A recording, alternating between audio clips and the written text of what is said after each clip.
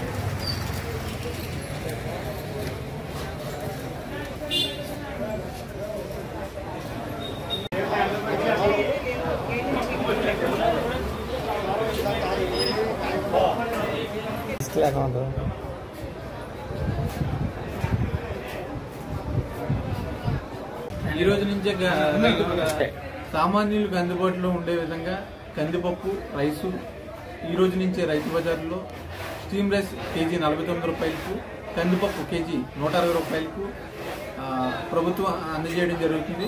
దీన్ని వినియోగదారులందరూ వినియోగించుకుంటారని కోరుకుంటున్నాను. వినియోగదారులకు నమస్కారం. కాకినాడ రైతు బజార్లో ప్రభుత్వం ఆదేశాల మేరకు రాయితీ కందిపప్పు 160 రూపాయలకి రేపు ఓపెన్ చేస్తున్నాము.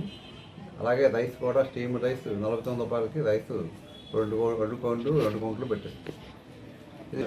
వినియోగించుకోవాల్సిందిగా కోరుతున్నాం.